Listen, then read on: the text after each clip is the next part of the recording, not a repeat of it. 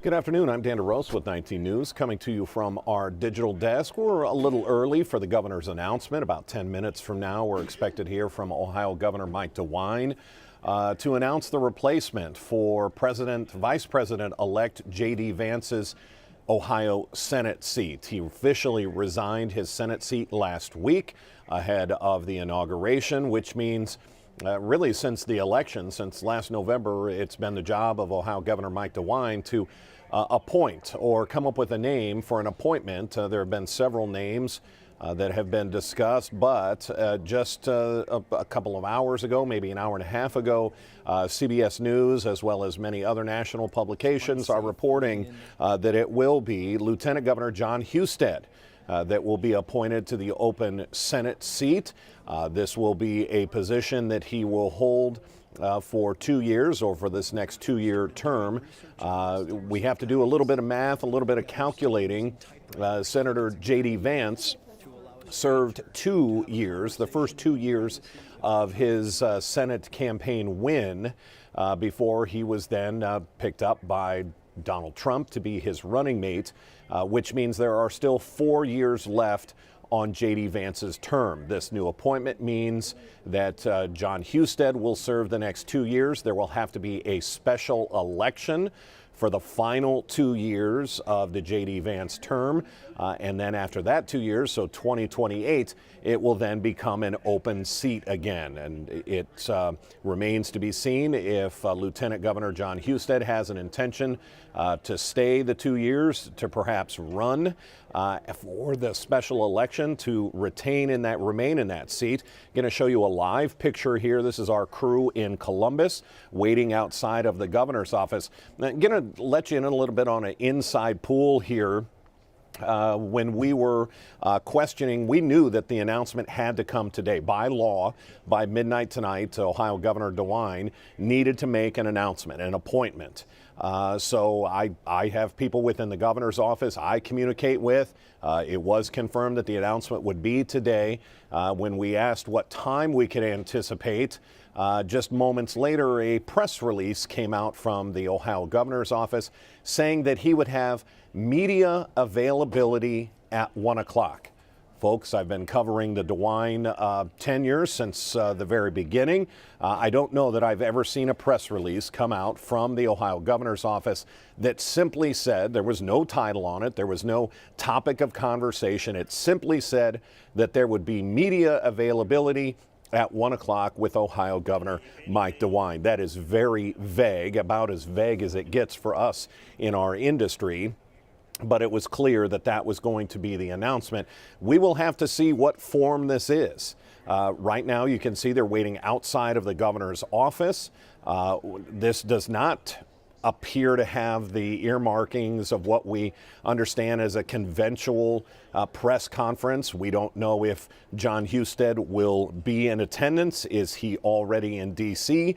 Is he busy putting together a team to go to Washington? All very good questions.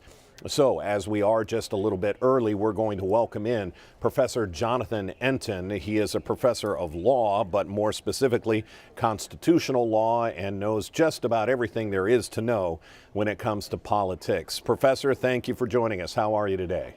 Well, thanks. How are you, Dan? It's been an interesting morning, interesting process all the way around. I should say Professor Enton is with Case Western Reserve University, the fine institution here in Cleveland. Professor, let's start with this first question. Why do you think, and this is obviously all just speculation, we're just talking about the process here, why do you think it's taken Governor DeWine up until almost the final hour? He had until midnight tonight. Why wait this long to make this announcement? Well, it's not clear that he really waited an unreasonably long time. We had a lot of people who had expressed interest in the position, and then just in the last couple of days, we had President-elect Trump endorsing Vivek Ramaswamy, who is, and they're close, and so that may have led the governor to think a little bit about, well, how much weight did he want to put on Trump's endorsement? But as a practical matter, this is not waiting too long. It's just, it's got to get done, and he's done it. It's been an interesting process so far. You brought up the name Vivek Ramaswamy. He took himself out of this consideration a few months ago, but then just last weekend he was at the governor's mansion. I would love to know the context of that conversation. Was he there lobbying for the position, or was he there almost as a mouthpiece for President Trump, President-elect Trump? Was he there to help the governor kind of come down to this final decision? What do you think that weekend visit this past weekend could have entailed? Well, it could have been any number of things, but it's not clear to me that Ramaswamy was somehow an ambassador from Trump. Governor DeWine has met with Trump a couple of times this month, and they have talked about the Senate seat.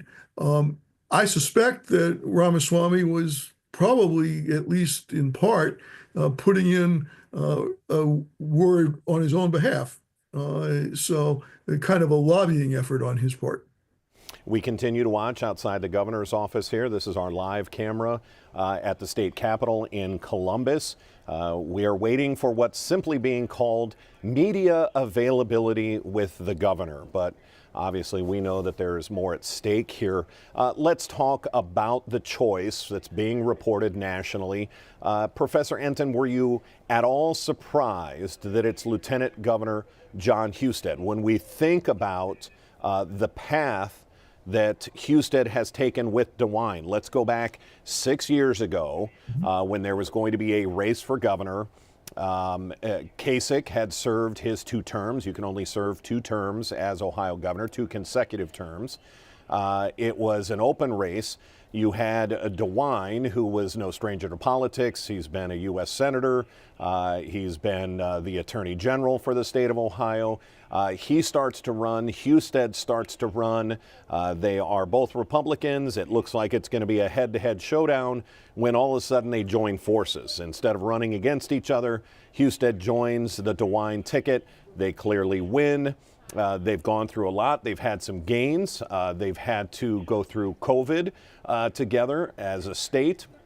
You think about their big wins, the Intel microchip plant down near Columbus, yesterday's announcement of the defense company that's going to be building really the modern warfare product also in the Columbus area. That's a $1 billion win for the state of Ohio. Why Husted? And is it that they are so close that this was a no-brainer for the governor? I think it's partly that they've been close for a long time, as you've said, but Husted has a track record in Ohio politics. He's been in office continuously since 2000. He has served in both houses of the legislature. He was the Speaker of the House, and he was Secretary of State before he wound up on DeWine's ticket. He also is relatively young and energetic, and he's a very successful fundraiser. And all of those factors would point in his direction. It doesn't necessarily make him the absolute surefire choice, but certainly he would be a very strong choice, and he was taken seriously almost from the beginning in this process. So it's not a big surprise that Husted has apparently gotten the nod from Governor DeWine. He's also young enough and energetic enough so that he can run in the special election in 26 and then run for a full term again in 28 if he wins the balance of the term in 26. We were having a conversation earlier, my colleague Jess Lawson and I, when the announcement was made that it looks and appears to be Husted. Boy, what a daunting task. Normally, a Senate seat is a 6-year term, but that's not how it's going to work for Lieutenant Governor Jon Husted. He'll have to run in that special election in 2 years. Then 2 years later, he'll have to run in the 2028 open seat. That's rough. That is a gauntlet for a politician. Well, it is, but it's not entirely unheard of. You might keep in mind that Ted Kennedy, who served nearly 50 years, initially was elected to in a special election for a partial term, and then he had to turn around and run 2 years later for a full term. Uh, there are others who can do this, and in some ways, if you want to be a senator, you can't be too choosy. I mean, there aren't that many seats, and they come up when they come up, uh, and so uh, it strikes me that if Husted wants to be a senator, this is the chance. And certainly, with Bernie Moreno just having been elected, that is Houston's chance for all practical purposes. So it may not be the ideal path, but it's the only one available to him right now.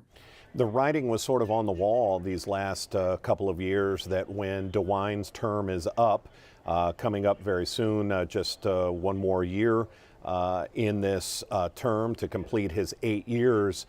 This looked like an heir apparent, that we'll call it the apprentice, that Lieutenant Governor John Husted would sort of have this front row seat, at least be a front runner to succeed Mr. DeWine. Does that happen now? I don't know, and you're the expert. Can you be a new senator and run for governor in 2 years? Well, you could. It would be awkward, but you could. But let's keep in mind that Houston was not going to have a clear path to the governorship either.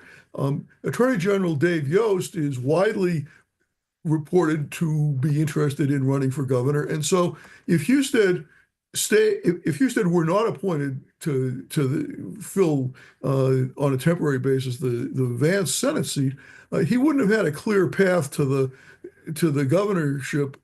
He'd have to get through a primary.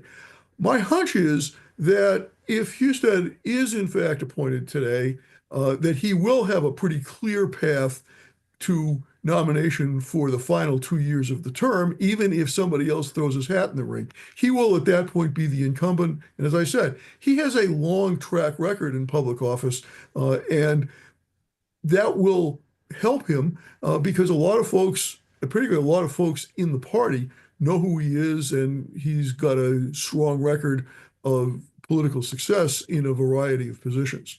And in fact, you bring up the name Dave Yost, the Ohio Attorney General. I had an interview with him just a couple of days ago, and before we started our on-air portion, I was just chatting with the Attorney General, and I asked if he had ever been considered for this Senate seat and if he had ever considered it. And he said that he wasn't sure that his name was ever in consideration. And he said if it had been offered to him, and he told me this in a conversation, if it had been offered to him, he would have turned it down, that he was not interested in a position in Washington, D.C.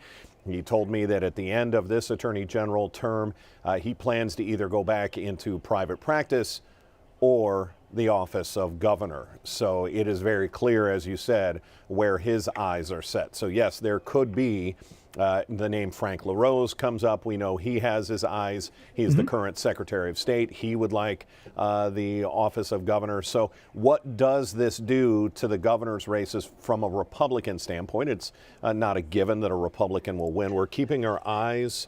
I want to listen in here just one.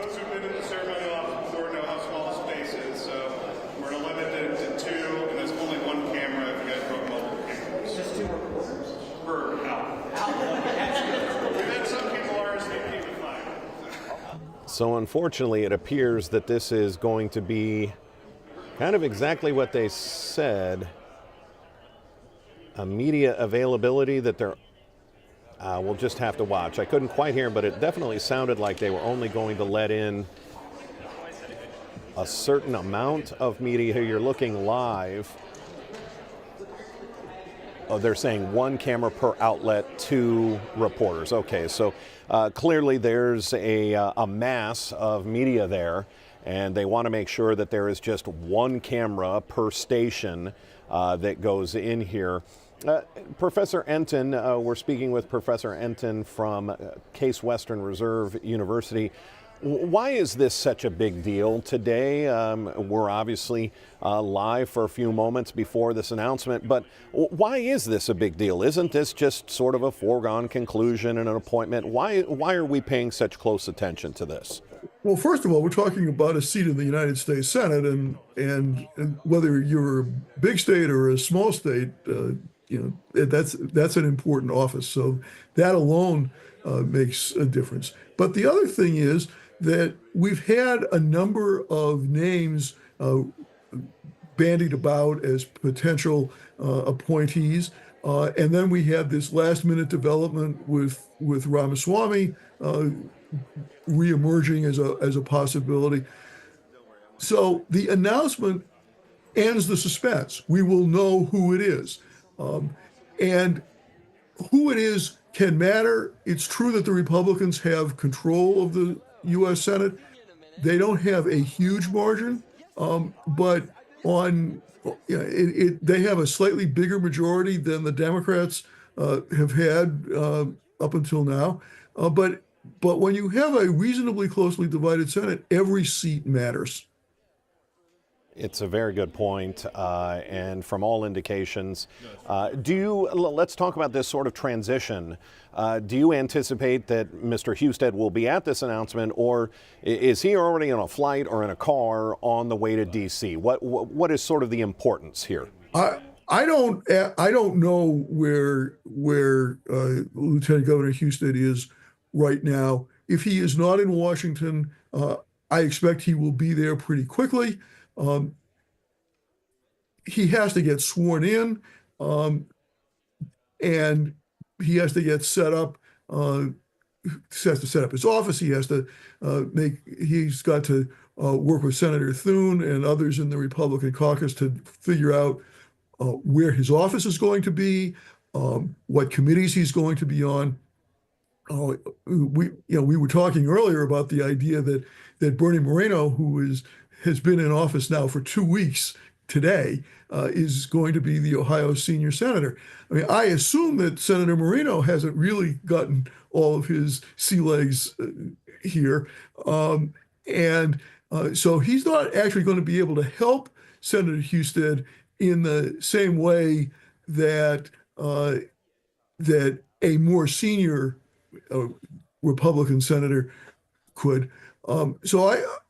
Where Husted is exactly right now, as I said, I can't say, but if he's not in Washington at this instant, and he may actually still be in Columbus to be introduced by the governor, but he may either be in Washington or he'll be on his way pretty quickly because he's got a lot of things to do, and he has even less time to do a lot of those things than a typical newly installed senator will have. So you hit on two things there that I want to address. This idea of where his office is going to be. To the common person, to myself, to anybody, what does it matter where his office is? Find an open office and put him in it. Does it matter, and why is that such a big deal? Well, it does. At one level, it doesn't really matter that much, but he has to know where he's going, right? There are multiple Senate office buildings, and I don't know how well Husted knows his way around Capitol Hill, but there are all these practical things that you have to deal with when you get a new job, and it isn't so much this is a great office and this is chopped liver as an office. It's more like you just have to know, right? And he has to have staff. Some of the folks he's going to have on his staff presumably are folks he's worked with here in Ohio. He will have to be sprinting to catch some folks in Washington because he hasn't been there and wasn't initially planning on being a senator. So there are all of these kinds of details that anybody would have to deal with when they take a new job, and especially when they take a new job in a new place. Yeah, and the other thing I wanted to hit on that you sort of brought up, this idea that Bernie Moreno is now the senior senator from the state of Ohio, and he's been there 2 weeks. Does that hurt? Let's think about the goal of our senators. Each state obviously only gets 2. So to fight for your state, to get funding for your state, to get projects directed to your state, does this hurt the state of Ohio to have two young senators that have served such a short time? Let's think about, you had Sherrod Brown there for such a lengthy period of time. The J.D. Vance seat was Senator Ron Portman before Vance won. He had been a senator for such a number of years. Does it hurt the state of Ohio to have two such junior senators? Well, a little bit. I mean, seniority or experience does matter for some purposes, but let's keep in mind that we have a difference between Moreno and Houston beyond the fact that Moreno has 2 weeks in office and Houston has none. Bernie Moreno has never before held any public office. John Houston has been in public office and at fairly high levels for a good while. So even though Houston doesn't necessarily know the ins and outs of how the Senate works, he knows a lot about how legislatures work and about how government works. And so even though he doesn't have a lot of Washington experience, in fact, I don't think he has any Washington experience directly. I don't believe so, yeah. Even though he doesn't have that experience, he actually starts from a higher baseline than Senator Moreno did, because Senator Moreno has spent his entire life doing other things. Some of those things may have given him some perspective on how he wants to operate as a senator, but he doesn't have experience in public office. And in that sense, Houston actually may have an advantage over him. You can see we're still looking live. We are now just outside of the governor's office here, waiting for Ohio Governor Mike DeWine to take to the podium to make this official. We believe that we know it will be Lieutenant Governor John Husted named to fill the J.D. Vance Senate seat. Let's talk now what happens next. Next here at home. You have a very powerful lieutenant governor who's been very instrumental in attracting these new businesses, these major businesses.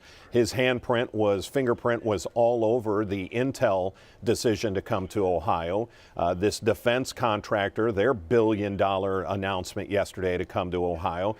He has been on the economic development panel. He's been sort of the governor's right-hand person to get these companies here. What happens next? Who replaces Lieutenant Governor John Husted, and how quickly will that move? Well, I don't know who. That's a call that Governor DeWine will make. He can't make that move until Husted resigns as lieutenant governor, which I assume will happen fairly quickly. Once there is a vacancy after Husted resigns, the governor gets to nominate a successor lieutenant governor, but the legislature has to confirm that appointment. Now, this is a little bit unusual to be in this situation, but it's not unheard of. Sometimes we have a vacancy for lieutenant governor because the governor leaves, maybe gets a higher office, or has some other sort of situation. But I assume that the governor will do some consultation about a potential successor to Lieutenant Governor Husted, and he'll probably be talking to legislative leaders because, as I said, the legislature has to confirm the new lieutenant governor. So you'd think that the governor would at least touch base with the legislative leadership to make sure that the candidate he nominates will not run into too much trouble in the legislature. It would be pretty embarrassing for the governor if the legislature rejected his choice. And so let's talk about that. Should the governor go out and pick somebody who's maybe not currently serving? So do you go out and do you tap Attorney General Yost, or is his position too important? Let's leave him as Attorney General. Or do you walk down to the legislature? Do you pick a majority leader? How does that work, and what works best? Well, I think it is unlikely that Yost would be chosen. the lieutenant governor has very different and in many ways less defined responsibilities than the attorney general. Um, Moreover, if DeWine chose Yost, that would effectively endorse Yost as his successor. And I don't know what kind of relationship they have or who else might get in the field for the Republican gubernatorial nomination if Husted does become the senator. Uh, so I would be surprised if it were Yost, and I would be surprised if it were a high-level legislative leader, because again, the responsibilities of the lieutenant governor are different. So I would not expect somebody who has a really high profile in elective office to get the nod as the new lieutenant governor. It will be interesting. You get this sort of domino effect when one person leaves, the next person, then the next person, and you're leaving Right. open positions. What goes into this decision? We talked a little bit earlier, we exchanged some notes. This idea that DeWine is sort of a lame duck governor. He's only got really 2 years left on his last term. He has not always been, let's say he's not in the Trump inner circle. He's made no secret of that. He obviously supports Donald Trump as the leader of the Republican Party, but he's not as close as other Republicans are. What went into his decision for Husted? We know Husted has met with Trump. Is that sort of a blessing? Here's who I am. Here's how we expect you to vote. What goes into that decision? Well, I think we've talked about how close Husted and DeWine have been as a governor, lieutenant governor team. I mean, they've worked together really, really closely. I think one question that the governor will have to weigh as he chooses a successor is, what does he want the lieutenant governor to be doing over the last almost 2 years of DeWine's governorship? And depending on what the governor sees as the priorities for a new lieutenant governor, that will have a big impact on whom he appoints or whom he nominates, and what kind of person he's looking for in his as he goes about selecting the new lieutenant governor. And different folks who've been lieutenant governor have different sorts of experience. Some people work on economic development. We had a lieutenant governor under Governor Kasich who was running the insurance department, which was a pretty important but low-profile agency. But it also turns out that she and Governor Kasich didn't get along all that well. They had very different political outlooks. And I think one thing you can say about DeWine and Husted is that whatever the extent of their disagreements, they were relatively minor in the grand scheme of things. They were a team, and I suspect that the governor is going to want to have somebody who can be part of the team over these last 2 years of his term. And it's more than just a ceremonial position. Some people refer to the vice president of the United States as a ceremonial position. That's kind of a harsh title on this, especially when we're talking about the lieutenant governor. That's not a ceremonial position. We're seeing a door open. Professor Enton, we thank you for the time as we see Mr. Husted is at the side of Ohio Governor Mike DeWine. It looks like Mr. Husted's family, his wife, also in attendance for this major announcement. So without further ado, let's take you live to just outside the governor's office in Columbus. Everyone, as we all know, this coming Monday at 12 noon, Ohio's own J.D. Vance will be sworn in as Vice President of the United States. We are very proud of him. We are very proud of the fact that an Ohioan will be Vice President of the United States. We wish him all the best, and we certainly wish President Trump all the best as well. When there is a vacancy in the United States Senate, that is a different thing. It does not occur very often. Since 1913, Ohioans and people across this country, citizens across this country, have had the ability to select the U.S. Senator. Ohio law provides that when there is a vacancy in the United States Senate, it is the governor who makes that interim appointment. And so I have the obligation to make an appointment, which I'm told will basically last until after the 2026 election. I think December 15th is the normal time when the new person who is elected or that person continues to be in office. So this is an unusual situation.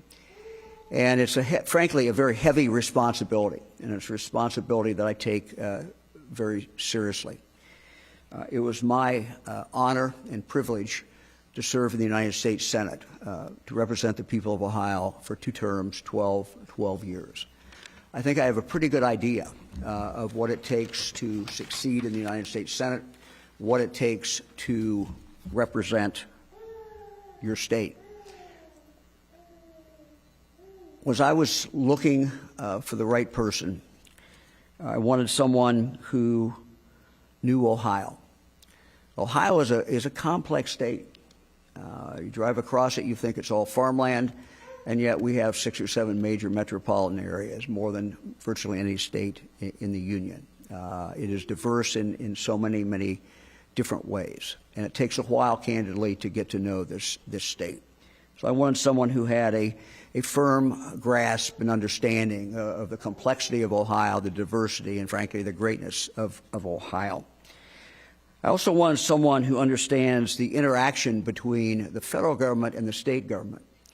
There is so much interaction, and so much of what we do, what I do as governor, what any governor can do is impacted not just by the laws passed by Congress, but also, frankly, by the different rules and regulations put forward by the president and by the executive branch. But it's an intricate relationship.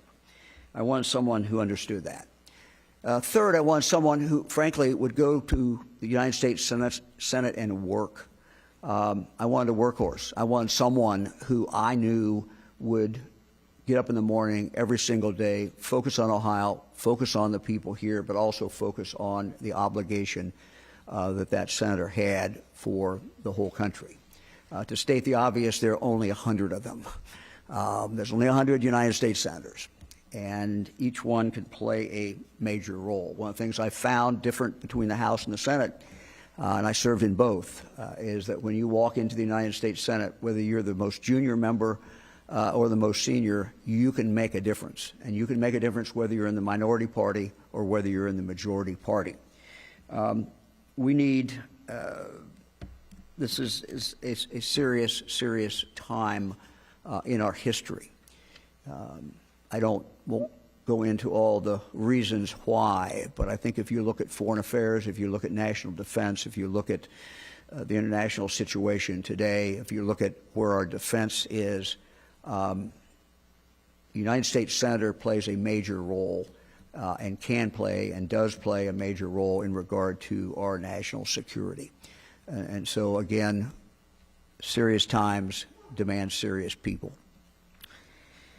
Finally, the next person who goes to the U.S. Senate, I knew would have to run and run and run.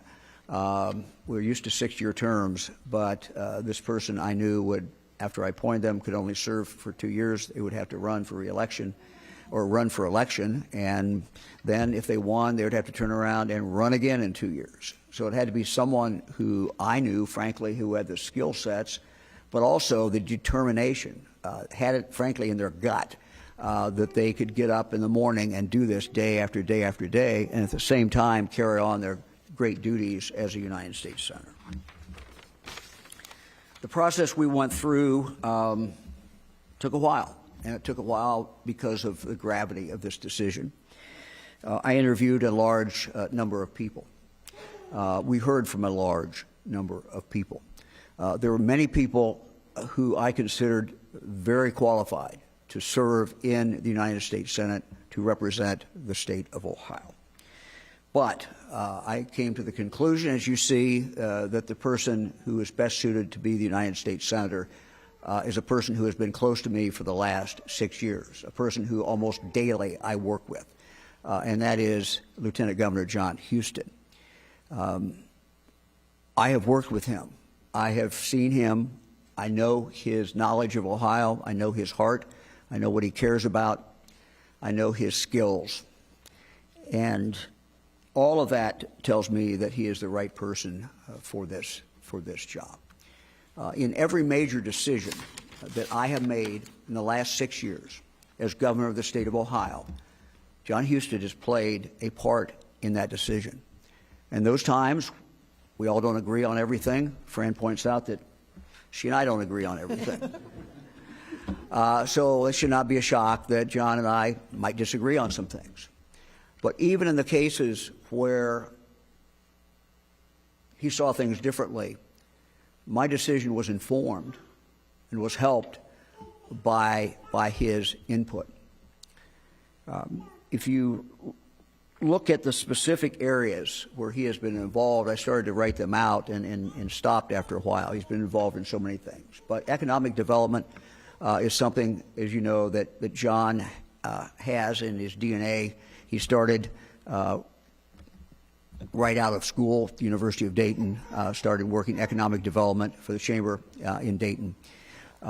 So he certainly has that great experience. Grew up in Northwest Ohio, went to the University of Dayton, ran for the legislature from the Miami Valley, a district in the Miami Valley, ultimately became Speaker of the House, then went to the Senate, as you know from there, served as Secretary of State, and then, of course, as Lieutenant Governor. He has the background, he has the experience to get the job done. If you look at, I want to go back for a moment and talk briefly about some of the specific things that he has done. One is economic, as I said, economic development. Whether it was Intel or the announcement that we made yesterday, John has been made a major player in getting these companies to come to the state of Ohio. He's focused also on energy, broadband, making government more efficient, and I could go on and on. I believe and know that John is prepared to be the United States Senator from the state of Ohio. The U.S. Senate rewards hard workers. It rewards those who master the facts. It rewards those who focus on getting things done. Those who succeed in passing legislation do so because of their determination. They also do so because of their hard work and their willingness and ability to put coalitions together. This former Speaker of the Ohio House will be right at home in the United States Senate. John Husted will be right at home in the United States Senate, and he'll be at home on day one. Finally, let me just say that I will miss this very good man. The state of Ohio will miss this excellent Lieutenant Governor. But we are gaining a strong advocate for us in Washington, D.C. We are gaining someone who I have every confidence will serve the people of the state of Ohio very well. John?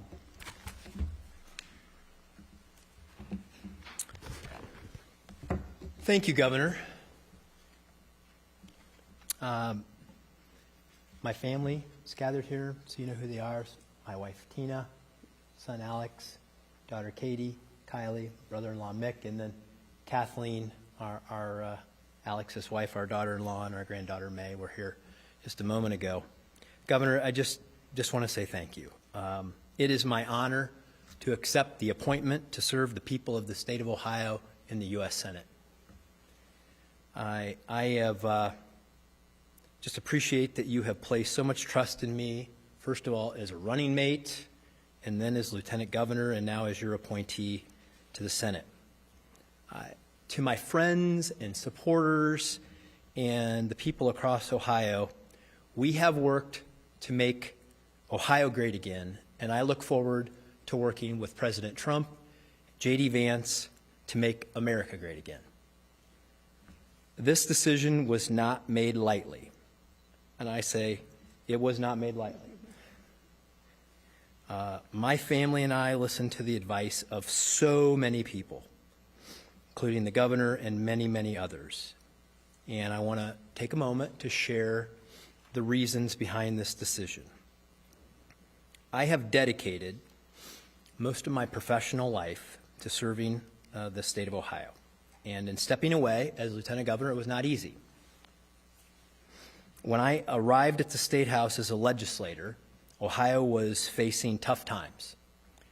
We were a high-tax state with a struggling economy. We were watching factories shut down across the state, and even my own family had to leave Ohio, or had left Ohio, because they needed to find work. I was just a rookie legislator who believed I could make a difference, so I rolled up my sleeves and focused on what I thought was most important, which was economic development, jobs, and education. One of the first bills I introduced, for some of you who have been around here long enough, you might remember this, but one of the first bills I introduced was a bill focused on school choice.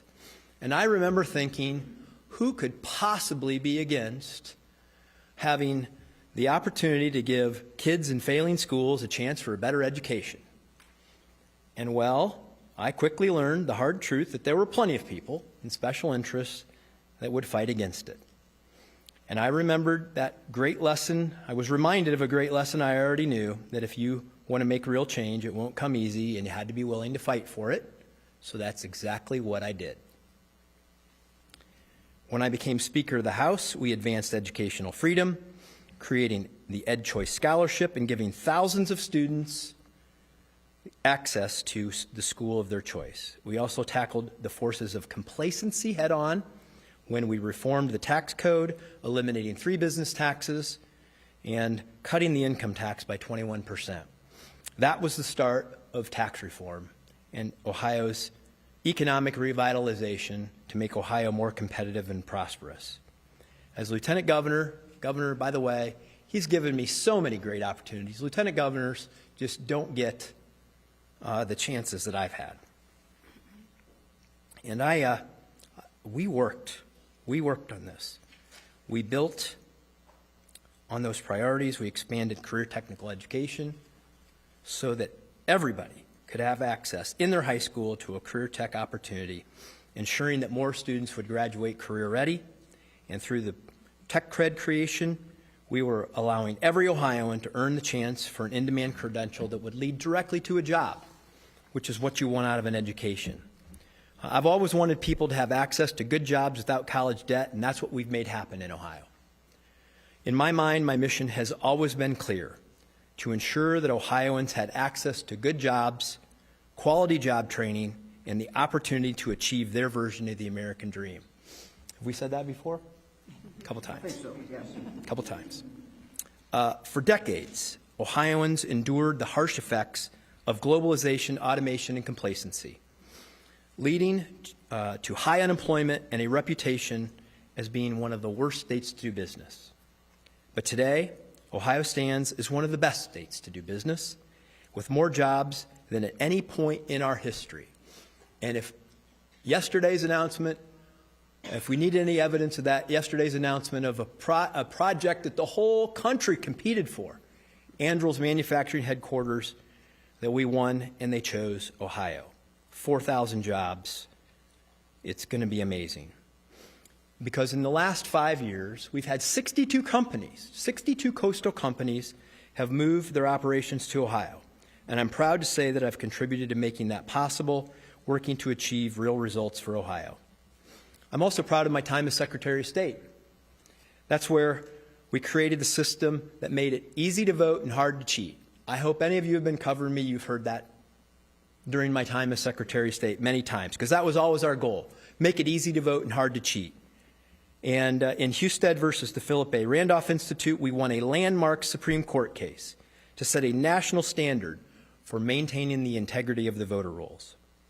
Along the way, I take pride in the fact that we advanced the cause of freedom and free markets through cutting taxes, expanding school choice, advancing Second Amendment rights, and reforming regulations by eliminating 5 million unnecessary words from the administrative code. And by the way, I have to lobby a little bit because we still have work to do there. So we got to get a little bit more on that, worked out on that. I'm especially proud of our work on foster care, which Tina has been so instrumental in doing. Foster care and adoption, which were so special to me as an adopted kid. And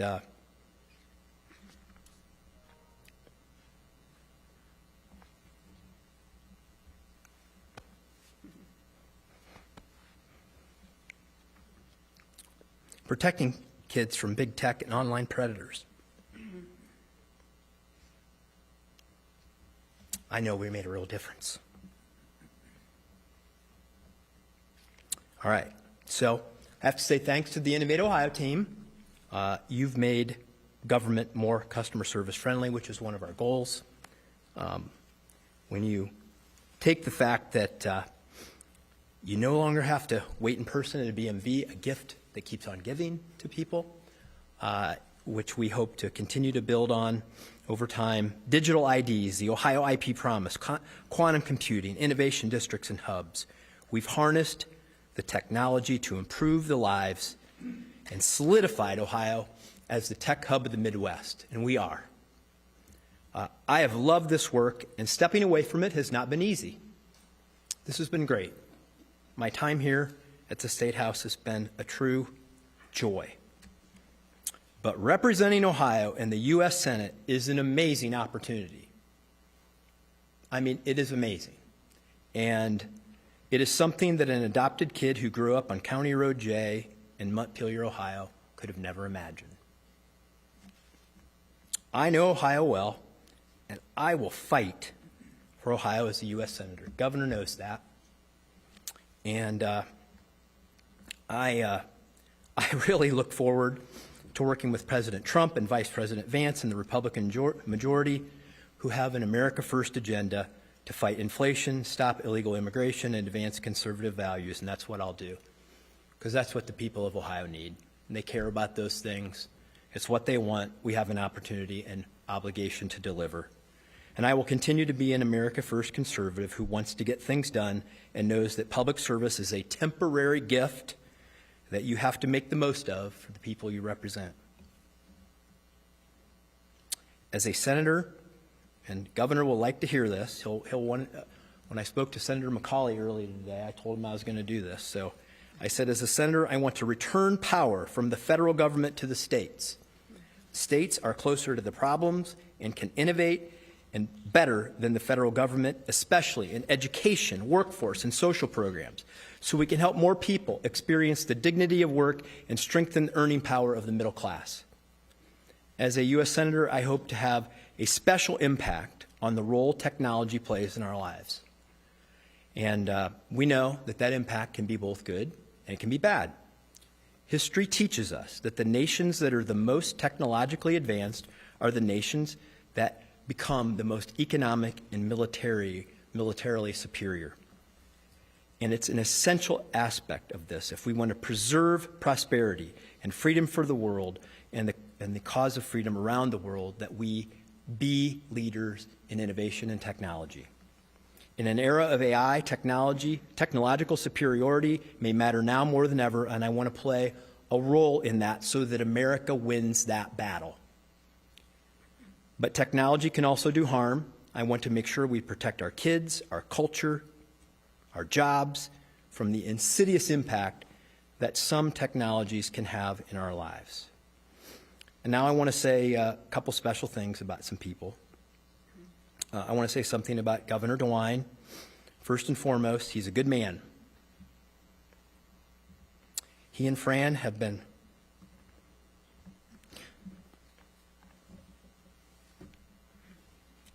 great leaders and friends. to me and Tina, and we cherish our time with them.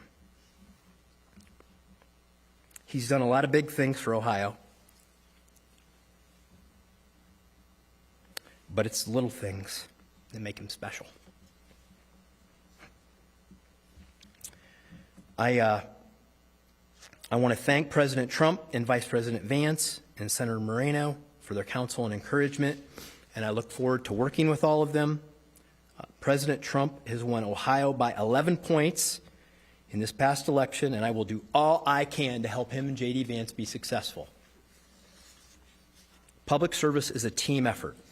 I am grateful for the colleagues, the staff, the friends from across the state who have helped us accomplish so much during my time in state government. I thank God for blessing me with a wonderful wife and family, to Tina, Alex, Katie, Kylie, Kathleen, and May, and especially my mom and dad, who somehow they'll figure out how to watch from home somewhere. They'll catch all this. My mom and dad, Jim and Judy, I love you all. In the end, this was easy. It's a decision about service. And, maybe Kylie was the one that threw it at the end. She was lobbying for me to take this job, weren't you, Kai? It's about service for me and my family, and where we can have the most impact. And there's no doubt that the U.S. Senate is a place where you can have impact for every man, woman, and child in this country. And I will be proud to serve Ohio as a U.S. Senator. So keep me in your prayers, and may God bless Ohio and God bless America. And I'm ready to get started because I don't have an office, a desk, a chair, a pencil. I got a lot of work to do, and we're going to be leaving to go get that done real soon. So thank you.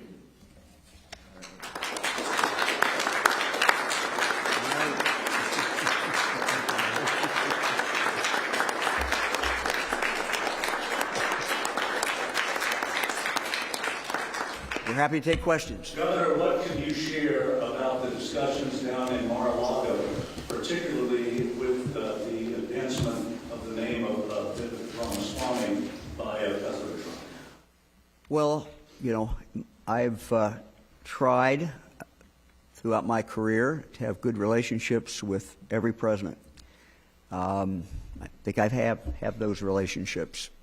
One of the things I've always done is not really disclose what conversations that the president and I have had. So I'm not going to do that, John. So let me just say that I did call the president this morning. He was very, very gracious and seemed to be very happy and said some very nice things about John Houston. So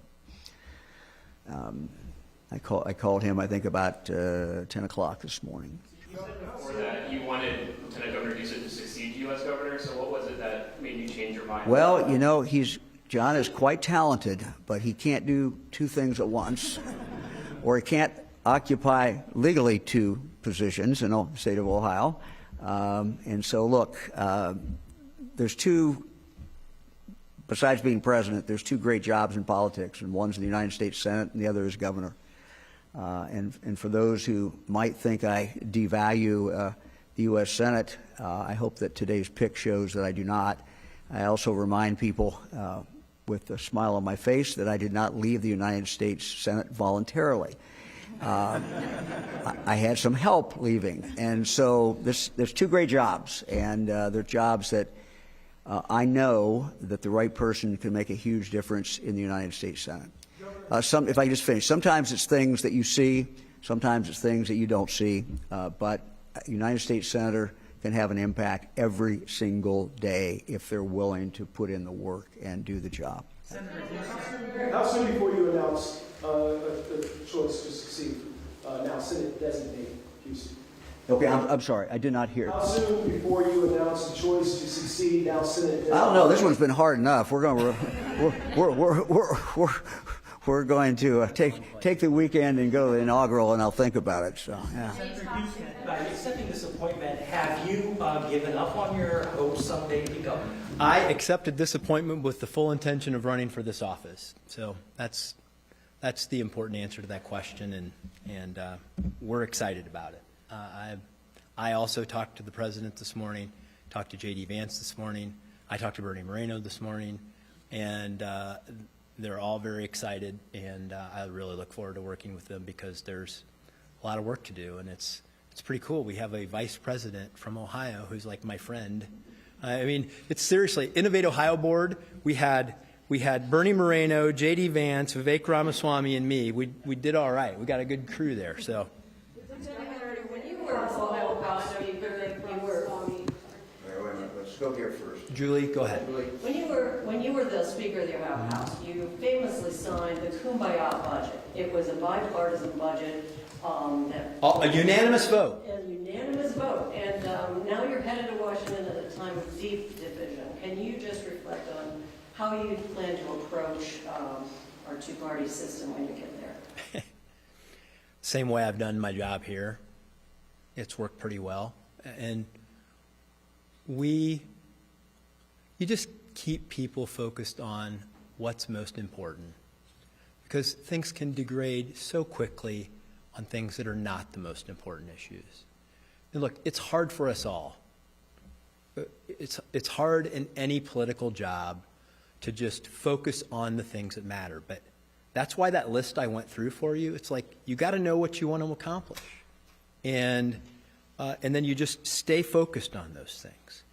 And, you have to build relationships with people so that they trust you and that they know that they can work with you.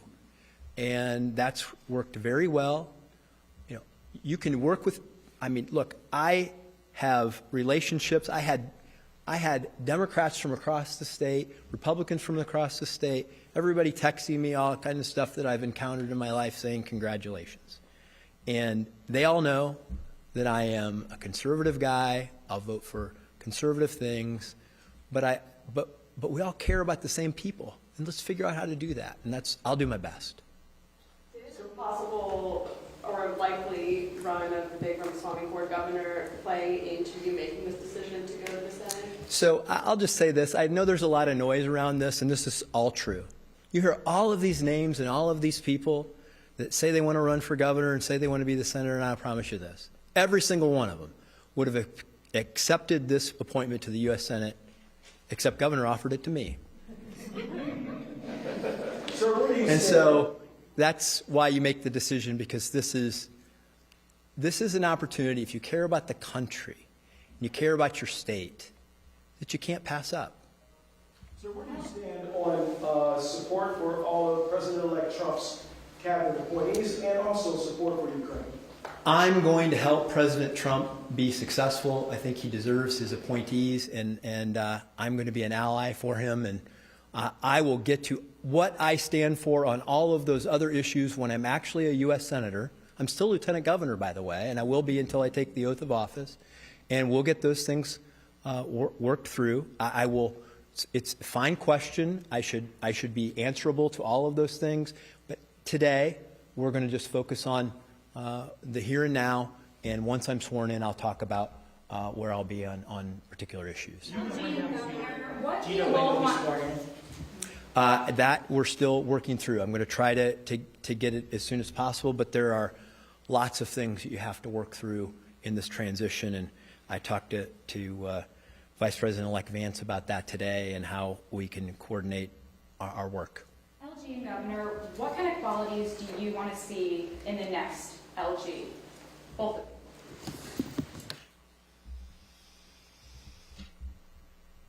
Well,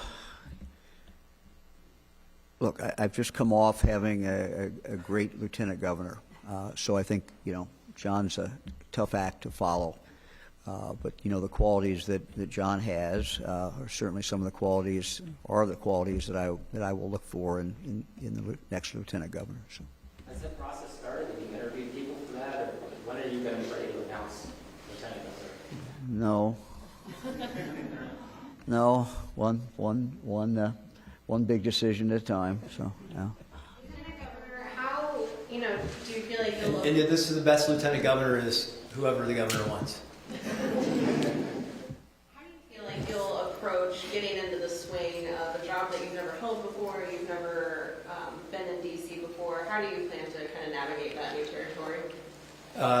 Human nature is the same whether you're in the Ohio State House or you're in Washington, D.C. And it's just the issues are different.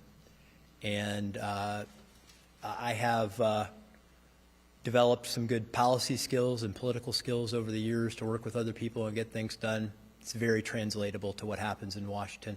I've spoken to most of the congressional delegation today, and we're gonna fight for Ohio. John, how soon will you start your campaign, given the fact that in 21 months you're going to be running for elections? I think I started it this morning. I'm making some of the calls I made, so yeah, we'll get to that. How important will Donald Trump's endorsement be in that race, do you think, and do you expect that you might get it? I'm going to always let the president speak for himself, but we had a wonderful conversation this morning. Lieutenant Governor, can you share as to when the governor officially offered you this position? They won't believe if I tell them. Yesterday. Yeah. So when we were with you all yesterday at Andrel, it was not, we hadn't had that conversation yet. I heard that the discussions were going on at the governor's mansion late into last night. Is that how really late this all came together? I wasn't there. You'll have to ask. Late last night? No. Or yesterday. We had dinner. Yeah. Fran and I had dinner, so yeah. Yeah, the only person there were they had a dog, but that was it. We had pizza. Lieutenant Governor, did you call all the candidates previous to this press conference? I called some of them. My team called others. There were too many for me to call myself. So. Hell of a lot. I don't know. Everybody, all of them, right? So. Did you call Senator Mario? Excuse me? Did you call Senator Mario? Oh yeah. I spoke with Senator Marino this morning, and we will get along just great. We've been friends for a while, and I'm excited to work with him. Lieutenant Governor, do you plan to be seated by the time that there are confirmation votes on many of Trump's nominees, such as Pete Hegseth and Pam Bondi? And if so, how do you plan to vote on that? I am working through those things, and I'm going to support the president's nominees. Governor, essentially we're going to have, for all intents and purposes, 2 freshman senators from the state of Ohio. What advice would you give them? Well, first of all, yes, we have 2 new members of the Senate, but we also have Vice President of the United States from Ohio too. So that's a good thing. I think I'll go back to what my life experiences have been, and that is that when you go to the United States Senate, whether you're the last person in the door or whether you've been there for 30 or 35 years, if you want to have influence and make a difference, you can make a difference. The great thing about being a United States Senator is there's only 100 of them. Each state only gets 2. There's plenty of work to do. There's plenty of things to concentrate on. As I told John that, as a United States Senator, your committee assignment is important. You have great, influence in regard to that committee, even if you're the newest member. Subcommittees, you have great influence. But also, as a United States Senator, you can pick areas that you want to specialize in. And there's plenty of room and there's plenty of work to do. So you can carve out a niche here, you carve out a niche here. You can find somebody on the other side of the aisle who cares. In my case, I worked with Jay Rockefeller on highway safety. I worked with him on foster care, just as an example. You have great opportunity as a United States Senator. Whether you're in the minority, the majority, whether you're the most junior or the most senior, you can make a difference as a U.S. Senator. Governor, how much did the fact that there was a coming gubernatorial election play into your decision and your calculus? Yeah, so look, those of us who are in politics are not mindful of the next election, not unmindful of it. We are mindful of it. We know when these elections are up, and we know who's running, and we know all those things. But candidly, in the end, I followed some good advice, and from people pretty close to me who said, this is your choice. You make the decision on this. You know, the rest of things are going to have to get worked out, and I can't control them. So let me just finish. So this decision is so very, very important that, you know, in the end, I stripped away everything else and asked the question, who's the best person to represent the state of Ohio in the United States Senate? And it clearly came back to John Houston. Does it avoid a contentious primary for governor, and does it avoid a contentious special election for U.S.? Well, I seriously doubt that it will avoid a contentious race for governor. Just stay tuned. You're going to see how many people, you know, say that they are running on both parties. We already have a couple of them in, it sounds like, and no, it does not. It does not at all. You know, this. Look, the good thing is when we talk about the next Senate race, when we talk about the next gubernatorial race, everybody gets to play. Everybody gets to vote. This is the way we do it in this country. What made this decision so serious for me, and one of the reasons it took this long, is I had to work through, you know, many different things, but in the end it came down to who's the best person to represent Ohio. And for good, better or worse, Mike DeWine was the person making that decision. That's what the law says. I have to make that decision, and I made it, and I picked the best person. Did the governor Ramaswamy talk to you at all about possibly being governor someday, and what you could do? Well, I don't go into conversations I have with other people generally.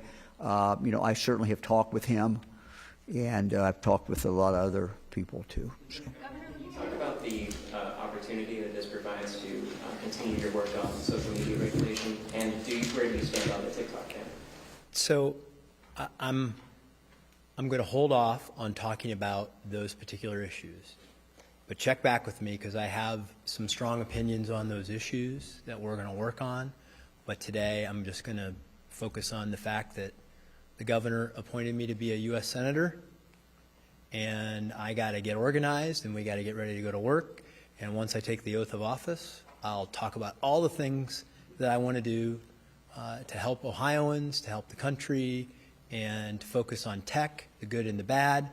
And I'm excited to go to work on those things because, you know, those of you who have followed the work that I've done, I just think it's so important because the impact that technology is having in our society, on the economy, is not only incredibly impactful now, but it's going to become more so over the course of the next 10 years. Have you submitted your resignation as Lieutenant Governor yet?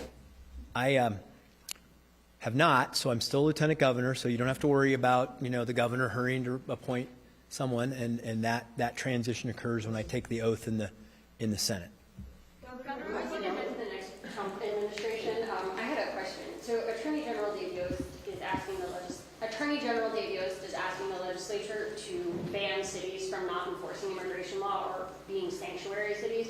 What role do you think Ohio should play in immigration enforcement in the coming years? Look, I think everyone should follow the law. The federal government has a unique role, a pretty much exclusive role in the area of immigration and border security. So my ideas are simple. We just follow the law. Governor, the last two U.S. senators Ohio has had came to the job with zero political experience. Was it important to you that Lieutenant Governor Husted had a deep background in government? Yes. Lieutenant Governor, when are you going to actually become a U.S. Senator? When will you be sworn in? So we're working through those things. We'll try to do it as quickly as we can, but there's some logistical issues that we just have to work through to get that done. But I know that in talking with Senator Thune, that sooner is better. John, we have time for one more question. One more thing from me, because I'm always curious about this kind of stuff, because I know you had your eye on running for governor. Huh? When did you decide? When did this open up in your mind? And walk us a little bit through your thinking as you transitioned from, I'm going to go run for governor, and now you're going to consider this. Well, it's the strangest thing because I at the convention, I gave the nominating speech for JD. And I remember somebody asking me at that time, they said, well, if JD gets elected, would you want to be this? I'm like, wow, like that just seems so improbable to even think about. So it was not something that was on my mind initially. But I have a lot of close friends who have said to me all along, keep an open mind, keep an open mind.